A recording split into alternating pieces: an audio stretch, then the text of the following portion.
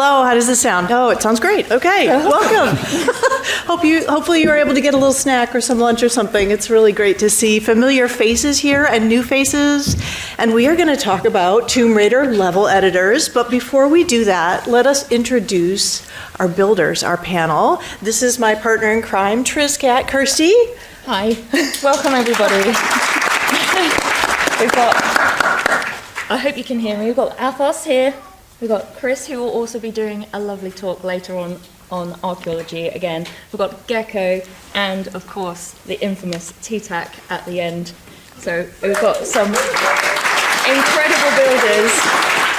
We're very lucky. So we wanted to introduce to the wider world, really, Tomb Raider level editors and what they are, a brief history, and just how wonderful the fan base and everybody who is part of the TRLE community, you know, asset builders, art workers, voice actors, the builders themselves, everybody. So if you have any part to play in TRLE building or that community, we'd just like to do a huge shout out. If you'd like to make yourself known, so we can give you a huge round of applause, you can stand up, raise your hand. If you're a builder, you make artwork, textures, music, anything. Voice work. There we go. I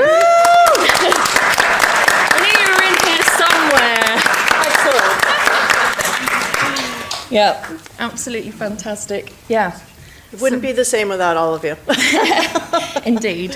And so, yeah, we're going to take you through a very brief history of how the editor began its life from the very first rendition in 1997, when people were just dying to work out how to make Tomb Raider levels themselves. So we have some history coming up for you.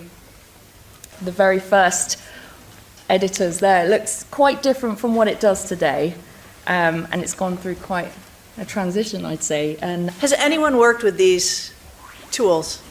Yes. All right. Yeah, there you go. And how did you find it? It crashed a lot. Yeah. Stable. Very stable. Yeah. We have done our best, by the way, to go through the history, to comb through all of the names. If we miss somebody, we apologize if we get something wrong, but hopefully we've got it all clear here. But you can see that shortly after Lara was created and came out, all of a sudden people are creating possibilities to change things, to make their own things. So this is just shortly in the late 90s, and then what happened was the editor was released with Chronicles. So, and then things really took off. Yeah, I think perhaps, you know, Core Design realized there was a need for it with all of the editors that people had made themselves, and so they thought, okay, fine, you can have a copy. Go on then. So from there, obviously, it has developed enormously since 2000, and we're just going to show you some of those wonderful things. And I know some builders here have been there from the very beginning of Tomb Raider level editor, Titak. Have any of you worked with these? With this, 2002? No. No, okay. I worked with the official one as well. You did, okay. From 2000. No. How about here? We've got our patch engine patches. This made a big change, right? Yep, huge. Yeah. How did it, Gecko, if you don't mind saying? It allowed us, as well as a word merger that allows us to change objects from the original like Egyptian-themed stuff that we were kind of limited to. We kind of suddenly got an explosion of like any objects that we can make. And TRLE allows us to have like more, it lifted some limits that we were kind of really struggled with. That's pretty much what it is, yeah. And customizing some sounds and stuff. Yeah, this was upgraded. The NGLE room editor. So from here, again, more patching, more tools available, like Flep, which I think we have on the next slide. Yep, TRNG. TRNG, and then And we've Flep. got, which is the flexible patcher, just in case anybody is interested in that. It's basically TREP 2 is what we've been told, and that, again, more abilities to change and modify your gaming experience And then there was a huge jump from this technology, which a lot of builders still use, to probably the most common building engine I'd say at the moment, which is Tomb Editor, which a huge shout out to Monty for that. And then it's moved on even more from that to Tomb Engine, which has enormous capabilities, and it's going to be an incredible experience for people gaming in the future and builders as well, who want to not only expand their gaming but building technology in the TR community has just excelled, I would think. And I don't know, we're going to touch on how that's opened things up creatively for builders, which I think is very exciting. And before we do that, we'll watch a little video of some of the capabilities. I'm going to ask you to dim the lights and maybe shut that door and cross your fingers that the audio works. I guess so. I think we...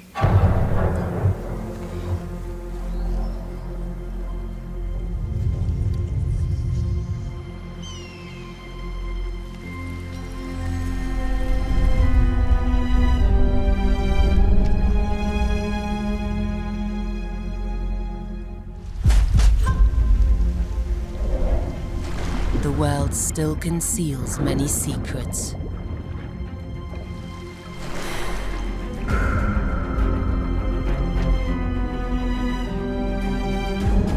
Mysteries fraught with trials.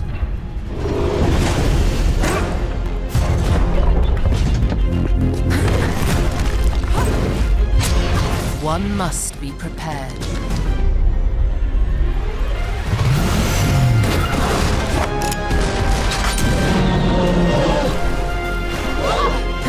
I'm more than ready. Are you?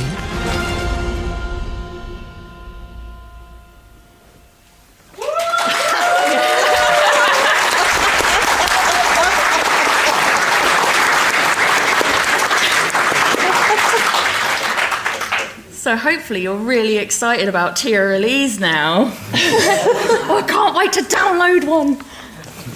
That is so cool. And that video will be available.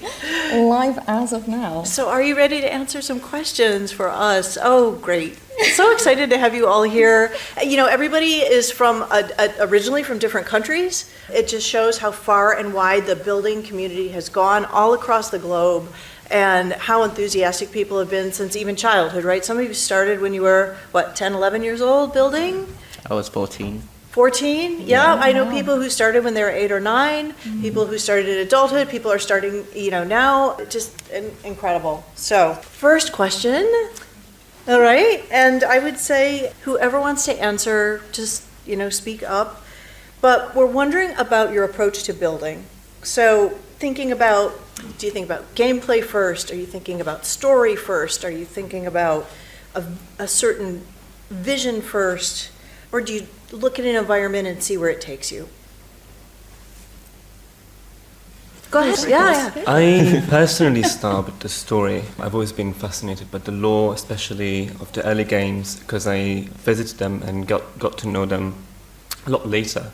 And in my case, I've started always with story, with plot, with concepts, ideas, research on history and all sorts of things. And then after you've got the research, the gameplay starts to sort of shape and change based on this research, on the writing. And same goes for the visuals. So, yeah. Yeah, to start with the story. How about you, Chris? I try to imagine what would be on a movie poster. So if I think of Raiders of the Lost Ark or Star Wars or the movie posters where you get to see iconic imagery, I try to think what would I want a level to include once I've chosen an environment, and then build around those kinds of icons or hubs. I personally really am a very visual person, so I like creating really massive landmarks and then work my way around and building in other landmarks to connect them together. So environment first. Yeah, definitely environment first, Okay. and then gameplay later. How about you, Yeah, Titak? well, the same, really. I mean, my level's been known mostly, I think, for the visuals. So, yeah, I start with an idea for an area, an environment, and then go from there. Think what would fit, what kind of gameplay would fit in there, and then, yeah. Yeah, how do you incorporate puzzles and traps into these kinds of environments and the stories? How do you make those relevant to the environments that you're creating? Well, puzzles and traps, because of the way I work, I start with, an idea, a concept.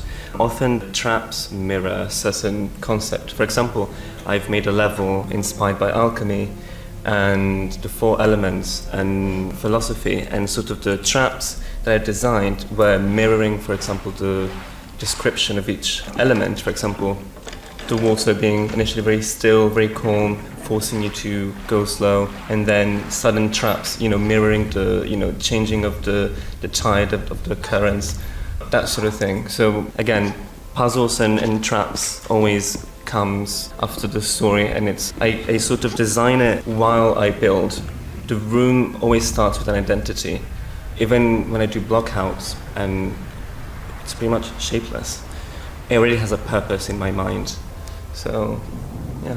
So you're really doing a lot of thinking and planning and in your head before it's even in the I think vision. a lot. I think Tomb Raider is about nostalgia for many of us in this room. When I'm building, I'll sometimes find myself falling back on Coastal Village or Jungle or other levels that are special for me. But my boyfriend does not play Tomb Raider, and one of my favorite... It's okay, you still love him. One of the traps in my recent level was the product of a conversation I had with him, where I said, if you were to imagine what kinds of things you think Lara would encounter, and he started describing this series of pools, and maybe there's an order in which she has to jump into them, and I thought, I've never seen something like that. And then when people played the level, they said, oh, wow, I've never seen something like that. So I'd say that talking to non-Tomb Raider players and bringing in those ideas can sometimes add to what's otherwise a lot of nostalgia. I kind of have like 2 different approaches to puzzles and traps. Before, I took a very long break, and back then I just wanted to invoke the sort of nostalgia value of all the traps and puzzles and gameplay for Tomb Raider. But nowadays I kind of just try to do something new and try to have like more bite-sized little content, and I don't know, it's usually quite fun to just kind of see where it takes and see what scripting allows me to do nowadays and create something new that's unexpected. Well. Well, for example, Mr. Babylon 2 will have a coastal type level with high cliffs, and that was my first idea, environment. So, and then it was like, okay, gameplay. Well, of course, climbing, jumping, and all that stuff, exploring, and what else? Well, maybe I could implement a puzzle. I think having very strong visual language between our levels as well. Like part of the gameplay and like the environment is the gameplay in that sense, because you orientate yourself into that world. Yeah, and I figured, well, maybe I could put something modern in there, because where's a temple or a ruin or something, or a tomb in there? There isn't one. So, and then I thought, well, maybe some workers had been there and they were renovating the old lighthouse, and there's a crane left over with a small shed with tools and stuff in there. And I can have Lara fix the crane and then have to use it, turn it around, use it for getting to some ledge. So that's usually how things come to be, in my case, yeah. With the engine development, because obviously a lot of builders started off with the very first level editor technology that we had, and then obviously in the last few years I'd say it's excelled to, allow many more possibilities. How has that actually changed your approach, if any, to building? Like, what has that opened up for you in terms of, whoa, what can I do now compared to what how you used to build? Oh, it changed a lot. Yeah, because I started back in 2001, I guess it was, playing Chronicles. I actually bought Chronicles. First of all, I didn't know there was going to be another game, so that was a surprise. And then I found the disc, and level editor. What's that about? No idea. So of course I tried it, and and I had to work with the original WAD files and the textures and all that stuff, and it was very, very limited. And at the very beginning, I was having a level, and I put water in it, and Lara just wouldn't swim. And I'm like, what? And then, luckily, Core Design decided to release the so-called revised WADs, and they contained a Lara object with all of Lara's animations. So finally, I forgot that was a thing. that object set and have Lara actually swim. So that was That's good. Just wading through it, just sinking to the bottom and Stopping at the... wading in the water. I don't even remember what she did, but she was just sort of floating, or I don't know, something. So yeah, it has changed a lot. I love it. Out of curiosity, what engines are you all using to build at the moment? I'm using TRNG, and I use Tomb Editor to build the level. Awesome. Tomb Editor as well. I apparently signed a 10 exclusive contract, so I am. According to one of the reviews, I'm not. I don't get paid by them. But I also use Tomb Editor and 10 at the moment. Okay, Lovely. I'm still using NGLE and TRNG. Awesome. But just to finish Mists of Avalon 2, it's gotten so far into development that I didn't have the guts to port it to whatever new stuff. Yeah. It's not worth the risk sometimes, is Yeah. it? Right. Okay, next question. All right, gameplay, triggers, puzzles, and traps. Can you tell us how you feel about the editor built-in triggers and scripting, and how you like to use each method for your own personal style? I'm actually curious, we can barely see you because you're in the dark, but raise your hand if you know what triggers and scripting mean. Is that sensible? Okay. Maybe start there. So I've sometimes watched people play the original Tomb Raider games on YouTube, and they'll say, why is it that we never see the water actually slowly rising when Lara floods a room? And for someone who's worked with the editor, we know that that's something called a flip map, and it simply goes back and forth immediately unless you're doing something very fancy. But sometimes it's easy to forget that the language that we speak to each other as builders has gotten sort of specific. So a trigger is when you walk across a square and a wolf pops out. That is triggered. Scripting is when you can do, you are probably better at describing what scripting means than I am, but it allows you to do fancier things. Well, I have only used 10 in terms of scripting, so my scripting language is Lua, and thankfully, like, Tomb Editor comes with a UI that allows you to not know any language. Essentially just drag and drop boxes with conditions, and then what would happen if that is true and what is not true. And you can essentially place it anywhere in the world. It is not limited by like squares, so you can have half tiles of these kind of things. And someone in the community already used Lua to create like a whole LAU style movement set for 10, and it's looking really promising. So without triggers or like these kind of events, like the whole game would just be like a linear walk in through the park. Because nothing can be triggered. There are no doors, no keys, no enemies. Yeah, so it's a very important part of the game. You know quite a lot about scripting, don't you? Titak, yeah. TRNG, yeah. Yeah, that's where it all began, though. They're different, aren't they? The scripting between 10 and...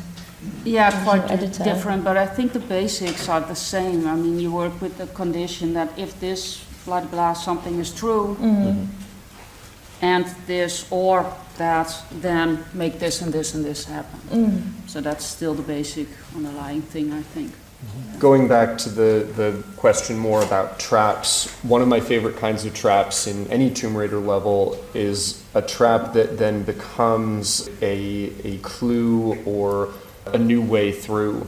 So if Lara first goes into a room and the floor shakes and drops beneath her, that might at first be a trap. If you're not ready, she'll fall and die.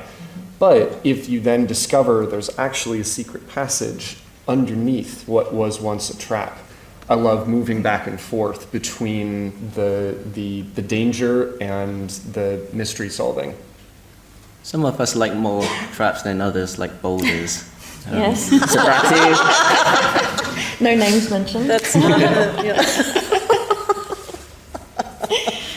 Is there any sources available for anybody who was looking to start building? And scripting is quite a scary word to me, so I could appreciate that it might be quite daunting for somebody. Is there any sources that people can look up? Where did you begin to find these things? Can you offer any advice for anybody who's willing to start?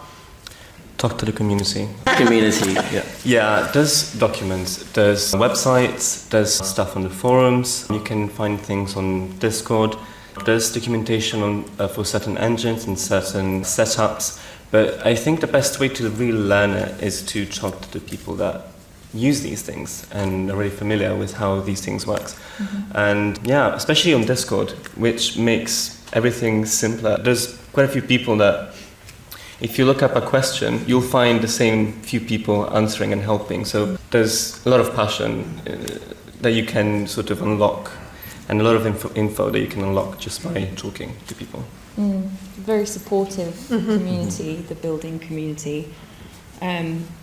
And obviously everybody has different parts that they play. Like, not everybody's a full builder. Some people just create assets and things like that. And also animations and cutscenes.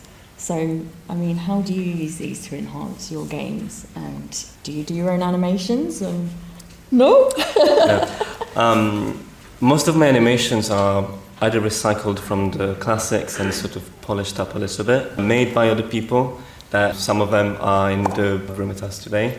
My Lara's animations are made by Joey, that's standing right here, and I'm personally not someone that's, let's just say animation is not my forte, unless it's like 2D, After Effects, that sort of stuff. I don't animate, especially because for TRNG and that sort of workflow, it's very antiquated at the minute, so you really need to know what you're doing, otherwise you're just wasting time. I have created one animation, and it is a sword that a giant statue is holding, and my animation is for the sword to lift up. So that was pretty easy, but I do make a lot of my own textures, and I will go out and take photographs or find scans from books. I learned a lot about the way that the original developers made textures, and have tried to do that on my own. But I know some of us do a lot more animation. Well, a little bit of like a backtrack to my little backstory is I started doing little animations for Lara with Harley Woosen back then in the early 2000s when I was still in uni. I taught myself how to use 3ds Max and do animations for Lara, and I pretty much did like a full suite of Lara's animations for the beginning, which still, I don't know where it is. But after I graduated, I showed that to my uni, and which got me into uni itself. And then I used more of the knowledge I learned from uni into Tomb Raider level editing, which got me into my current career as a motion graphics designer and doing a lot of animations as well at work. Not a lot of characters, but I have done a few. And then now I'm back into doing more Tomb Raider level editing with more animations. But the main thing for me is like cutscenes really bookends your adventures, and currently I really enjoy making just small little snippets of cutscenes. Say for House of Oasis, I didn't even animate Lara in the intro and the outro. Most of the animations were actually from Joey.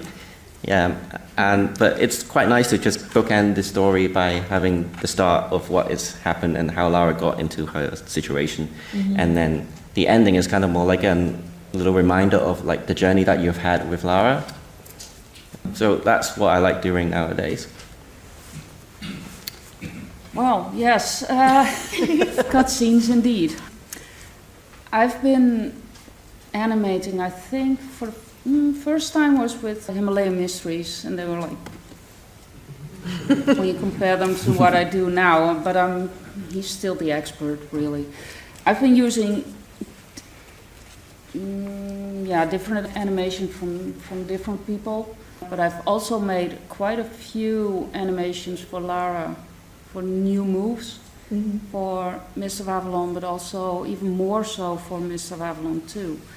And for some weird reason, I keep coming up with these cutscenes that need long animations.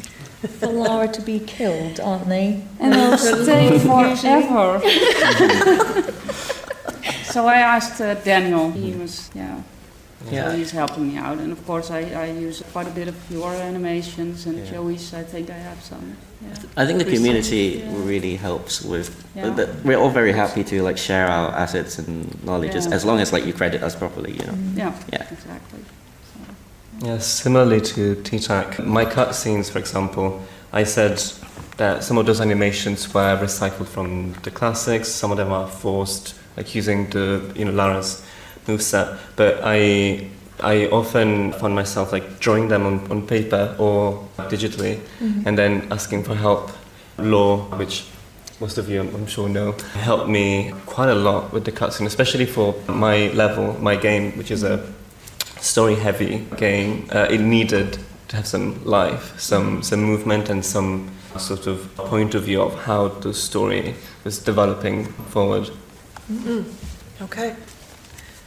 Excellent. Do you think that at all AI is going to play a part in the future for building Tomb Raider levels? And what would be a benefit it could provide, if so? I'm just going to say this. AI, whether we like it or not, isn't going anywhere unless we all go, obviously. That's another story. But AI is already being used a little bit in the community for voice lines, for stories, for images, sometimes even to generate samples to use in textures. And the thing about AI is that it needs to be used well, in the right ways and in the right moment. And because I do think, a lot of these things we can do ourselves.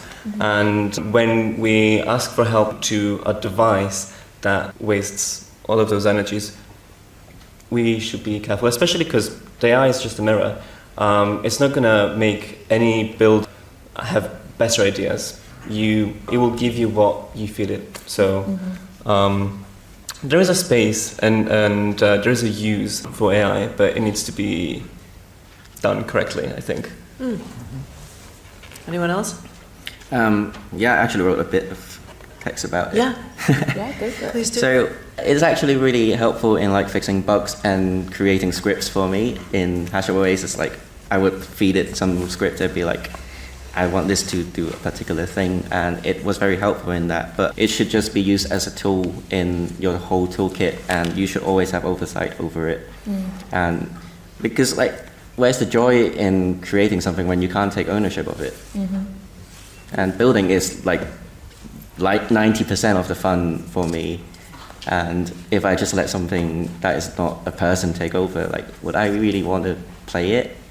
Would anyone else really want to play it? So you're putting your heart in it. Yeah, you put your heart and in your personality a bit, Exactly. would you say? Yeah? Yeah. And interests and loves? Yeah. Excellent. Yeah.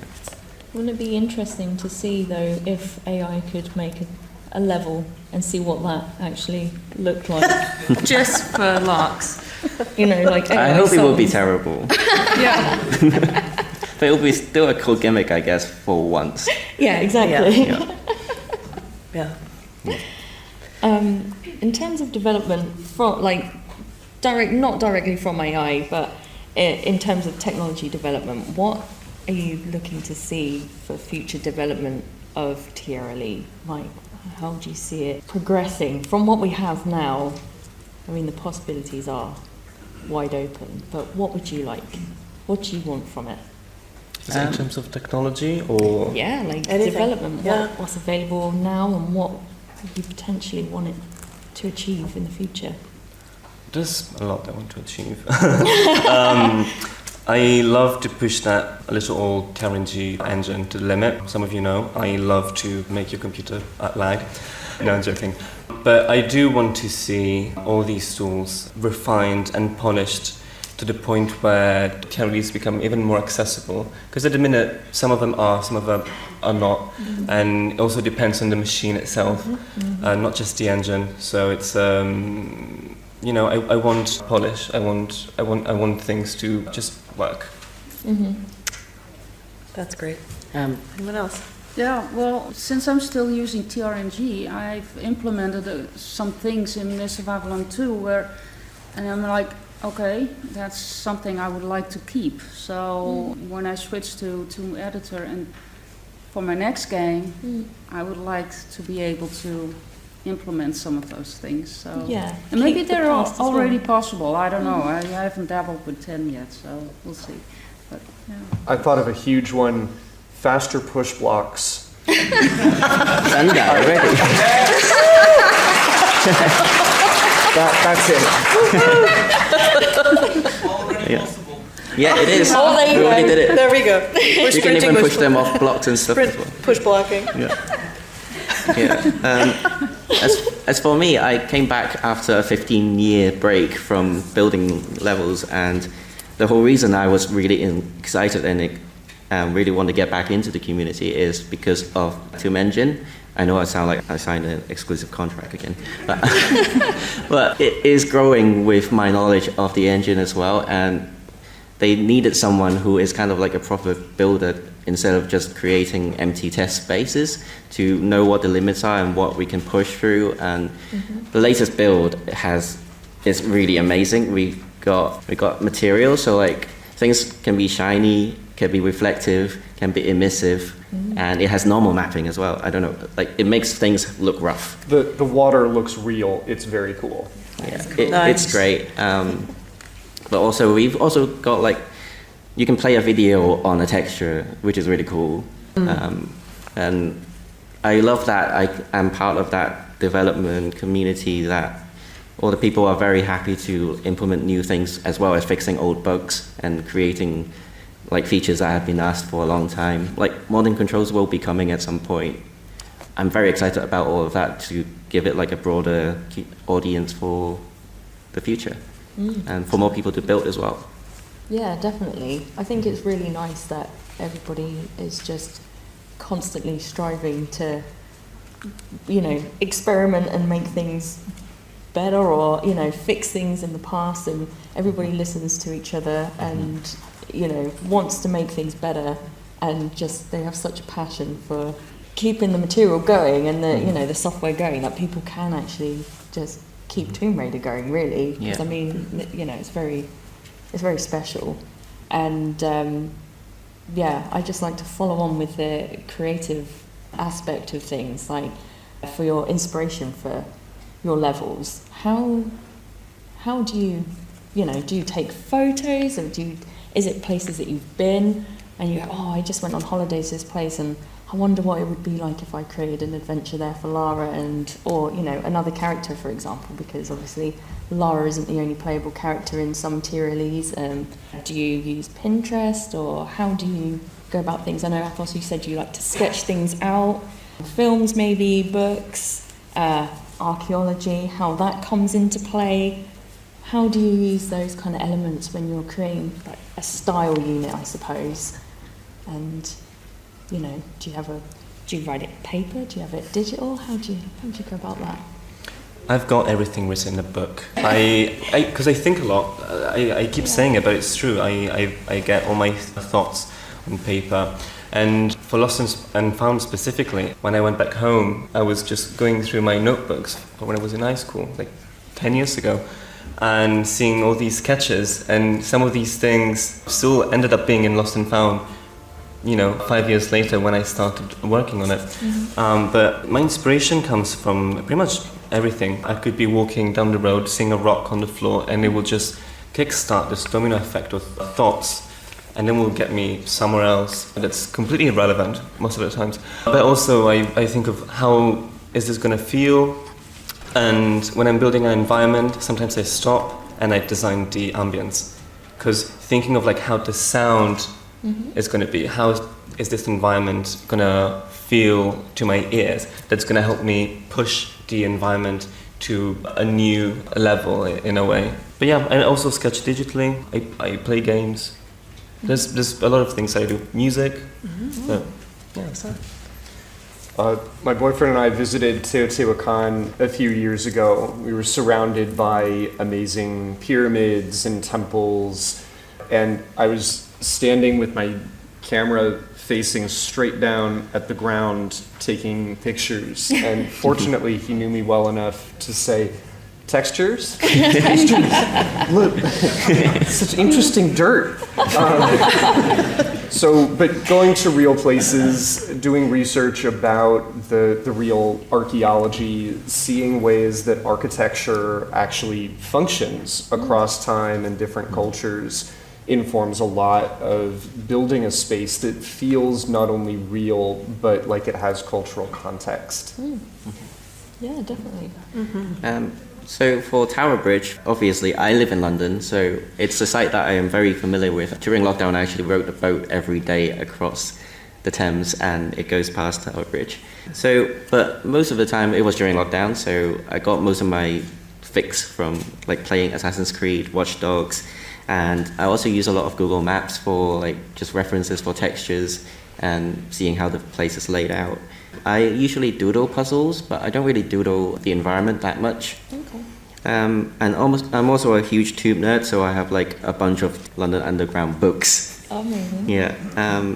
But I like to have them like more grounded in reality as well. So like from your talk last year, it's like I would like to imagine spaces where how they were lived and how they were used. Like in Tomb Raider 1 Peru, like you got that tanning room that people, you just run past it, but it's still cool to see that it's a city that people used to live. And I would love to do that in the next project, which I did in Hashup Oasis. So I just kind of created a lot of spaces where I would imagine where people would have lived their lives or used this place as worship. Yeah. Cool. Well, books, movies, take my own pictures, recognizable with the camera like that. I was straight on trying to get this perfect leaf so I can use this nice plant. I'll make this nice plant. And recently, well, not really recently, well, I can agree with you, trying to find what's a real living place. This is a temple, but people used to live there. Maybe just living there, or maybe worshipping, or how does that work? You want Laura to be exploring a story rather than just Yeah. running through meaningless corridors. Right? Yeah, exactly. So it's got to make sense in a way, even though it's total fantasy. You at least want it to make sense. Yeah. Thank you. We could ask so many more questions and hear so many more answers, but we do have to move on to the more interesting sides of what happens when we play the level editors. Because despite everybody's best efforts, things can go south, up, down, sideways, drowning, blowing up. So we're going to show you a video of bloopers. I'm going to ask you to dim the house lights again. And in this video, hopefully the audio is working. These are all Twitch clips, so if it's a little rough, that's why. May I say something while we're Sure, saying it? absolutely. I think later on, just like last night, some folks were sharing their custom levels after the quiz last night, and I think the plan is also to have some computers set up. So if you haven't checked out custom levels before and you want to try them out, those will be around later. And I brought a controller, so those of you who are only PlayStation players, you can also try it out with a controller. So look for us later.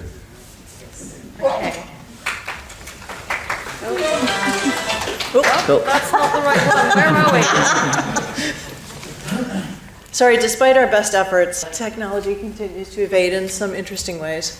I will mention, though, while we're waiting, there are a couple websites that host custom levels. There are more than this, but there's TRLE.net, there's trcustoms.org, And there are also competitions that can happen. So there are competitions such as Create a Classic, One Room Challenge, B2B, Advent Calendar. There's an Easter level challenge. Yeah, I don't know what's going on there.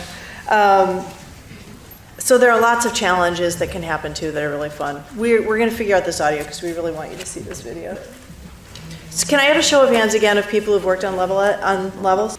Assets, music. Yeah? You want to shout out how long you've been working on them? Anyone else? About 8 years. 8 years? Anyone working on 10 here? Yeah? So in terms of testing, do we share it amongst ourselves? Do we send it out to fans for feedback? I think it's a combination of all three. I've played my level. I think all of us have probably played our levels hundreds of times, but we also, like Athos was saying earlier, people are very supportive within the community. And then recently, because of being able to release your level and then watch people play on YouTube, I know I found myself watching and gone, wow, I had no idea someone would think to move that way. I better fix that. And so Was DJ Fu playing it? So it has become a source of information as well. And another thing I'll say about that, one of the techniques I use for testing, which could work potentially, I get builders, people that love to break the game, and also sometimes I ask casual players, even sometimes people that might have more experience with Legend Anniversary or the Survivor games. So someone that is completely unexperienced with TRLEs, and just so that I get a better understanding of how different people could play the game, especially because I'm sure all of you know, some people will figure out a puzzle in 2 seconds, but maybe a streamer might not have the same sort of attention span to kind of focus that, because they're engaging in the chat. So it's always good to have multiple sources of testing other than testing it every single time. You do notice when streamers were watching a cutscene, they would never be watching the cutscenes. They were always reading chat during it, and then they miss a door that is open that is clearly indicated. Hi. Hey, Steve. But I stopped using the term beta testing because I don't really need the people to be really meticulous about looking for every nook and cranny in terms of just visual bugs or playing bugs or platforming issues. I just send it to as many people that I know as possible. Not everyone, but I just try to get a more thorough play test so I could get the vibe, where they are looking at. I love watching on stream with them on a Discord play jam and just see how long they take to visit a zone, and if I needed to change the lighting a little bit to guide them a little bit better. So that's what I have been doing with my latest 2 projects. Other questions? Yeah.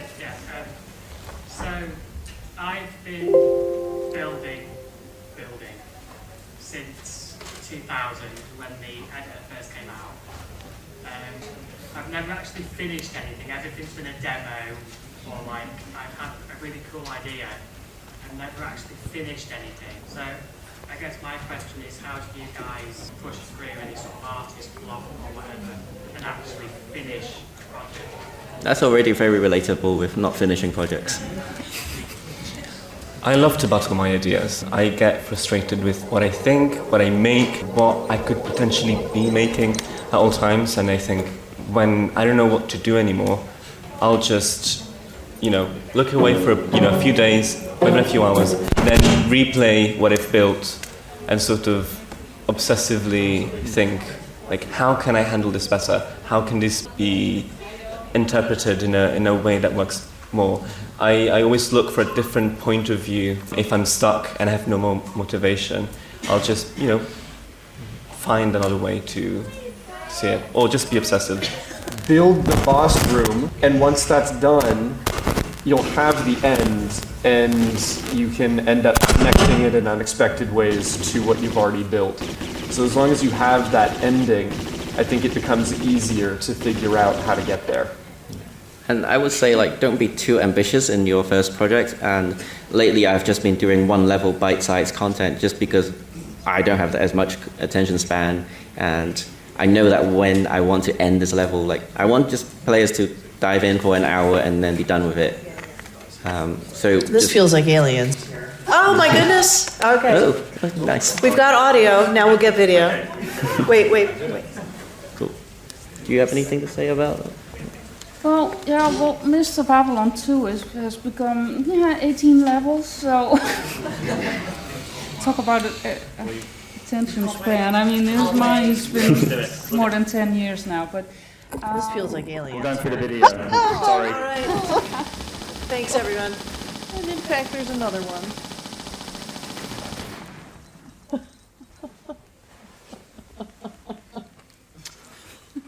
I just made an embarrassing noise.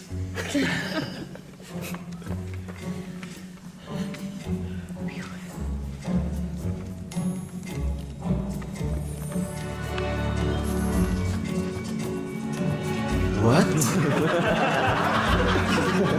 is going on?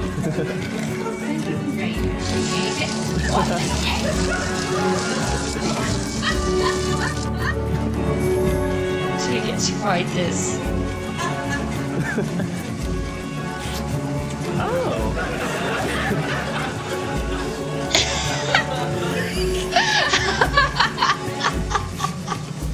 I broke the Vespa. I'm a bit confused. Oh, yeah, but what are you doing? God damn. Hey, can I shotgun that one? Oh, grenade. Oh, no. Hasta la vista, babe.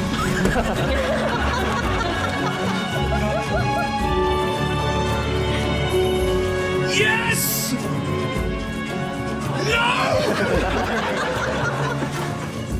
I'm being so careful.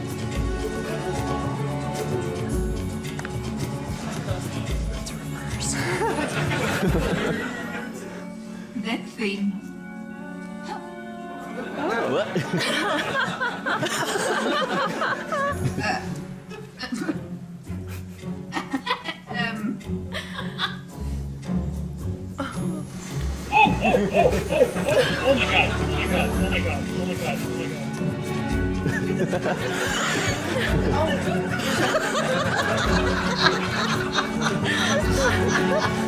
Oh dear.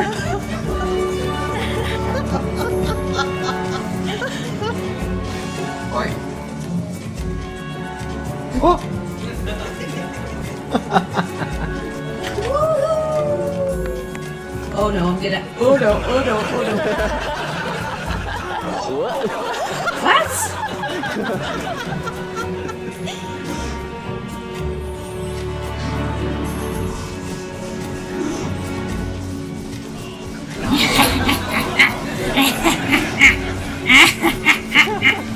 I'm on fire.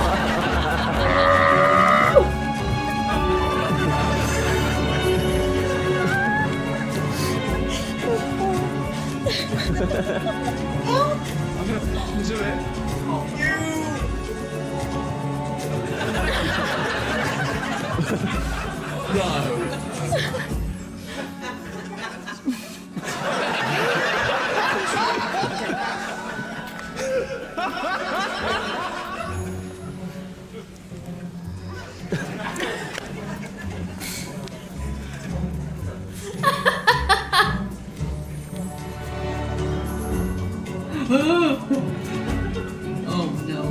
Oh no. Oh no. Oh no.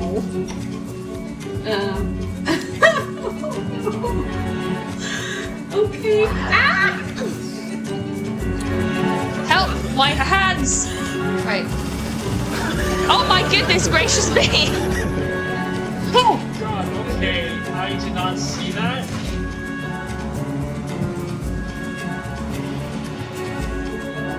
Wait, what?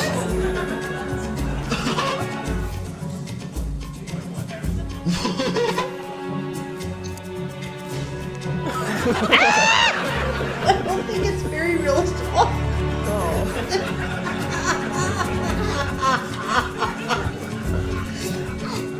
biting me. Okay, you gotta go. Oh, I'm very sorry. I kind of like this Alpha House.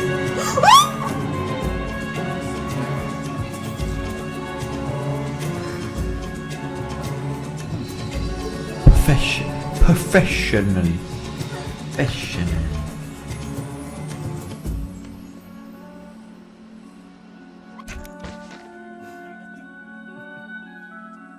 Cut. Glad no one's watching. All right.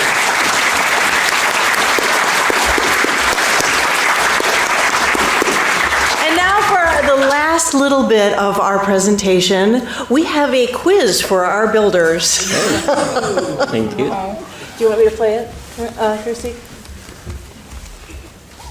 Gotta say, like, watching you guys stream our levels really motivates me to build as well. Absolutely. So thank you so much. Yes, that's great. I think we're good. Really twisters. It's TRLE Twisters with your hosts, ArkRaider and Trizzcat. Just when you thought that troll trap was too much, or was finding a key for a door to a lever that opens a door to a key beyond any Tomb Raider logic you could comprehend.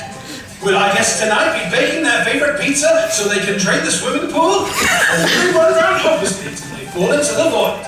Find out tonight in TRLE Twisters!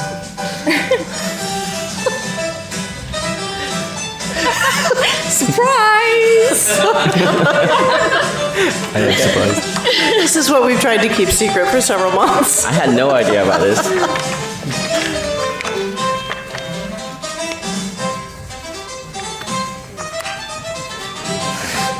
All right, all of our builders have a buzzer. We will show the slide, read it, and then whoever buzzes in first gets to answer. Are there prizes? No. Do you win anything? No. All right. Thank you. Okay, first one. Oh, shoot. Yeah, yeah. That's the answer. A giant pumpkin is... No, fine. Start again. That's the start. Right. Press click. Run. We'll go to the next one. You play. All right. Yeah, run was the answer. Anyone know what this is from? Yes. Yes, which? Witch's Witch's Tea Party. Absolutely. Know the builder? Yes, by Clona. You win nothing, I'm sorry. All right, we'll go to the next one. And then I click it again, right? Yep. You find revolver ammo in an occupied toilet stall. You, A, leave and find the ammo elsewhere. B, kill the occupant and grab it. C, whisper sorry and pick it up. D, shut the door and examine your life choices. Yes? B. Wow! That is incorrect. Who else was it? Yeah? Whisper sorry and pick it up. Correct! That's Natlo there. That is correct. It's Natla. Yeah? I recognize it, I don't remember what it is. All right, Ice Age. next one. Okay, you must defeat the virus. What is the music that plays throughout this bonus level? Is it A, Choice by Drew, Dragon God by Yasunori, Otherworld by Bill, or Shadow of the Colossus? It's a tough question. I don't know this one. B. It is Nice. Dragon God. It's an earworm. Well, it's not. You hear this a lot because it is a very, very difficult virus to beat. Okay, moving on. I need this one too. Me? Yeah. Mother of all six. You are attacked by the mother of all scissors. You A, play a record. B, make it follow you to the water and rust to death. C, shoot it in the bolt. Or D, get a haircut. Yes. B. Make it no. Incorrect. Incorrect, I'm afraid. Timer's running. Shoot it in the bolt. Incorrect. Incorrect. Oh, okay. play a record? Yes! Just in time. You play a record. Okay.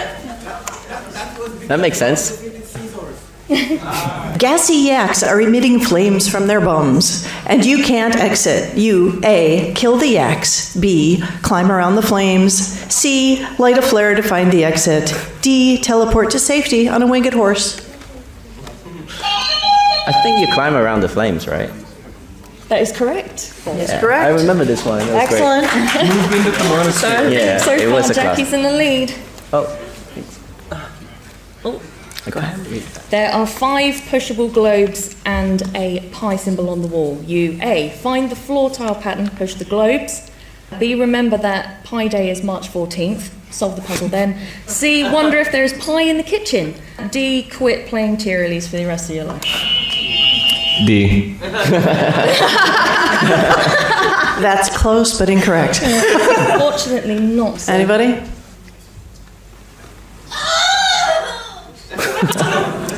I'm afraid It's a there is complete no- troll. No, there is no answer. You need a walkthrough for this puzzle.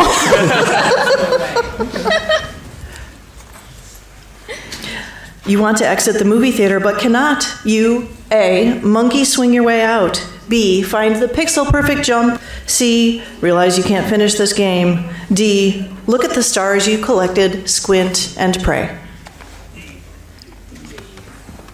Go for it.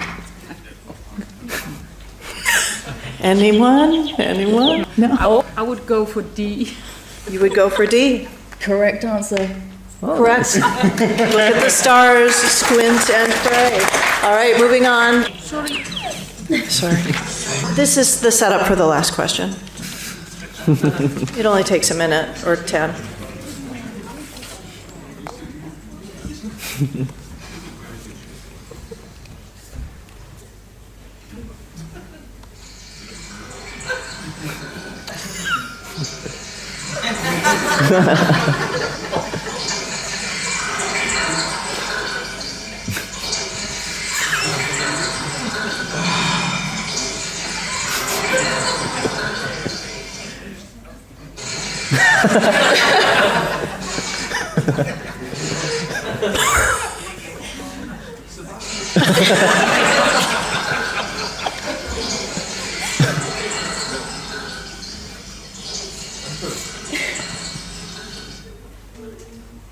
We're,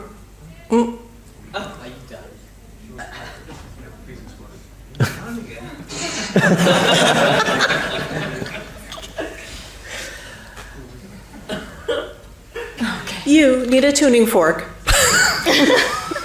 So you A, take the pea, pour it into a bowl, and grab the fork that appears. B, take the pea, dissolve a boulder, grab the fork. C, pour the pea on the floor, grab the fork that is revealed. D, schedule a urology appointment. This is a little too close to home. D. Wrong. Anyone? Anyone? Going once?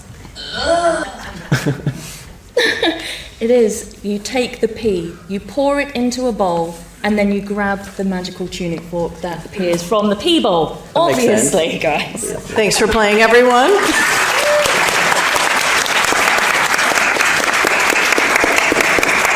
Thank you to our amazing, amazing hosts, and thank you for Harry and Clive for fixing the technical difficulties. Round of applause to our hosts and guests.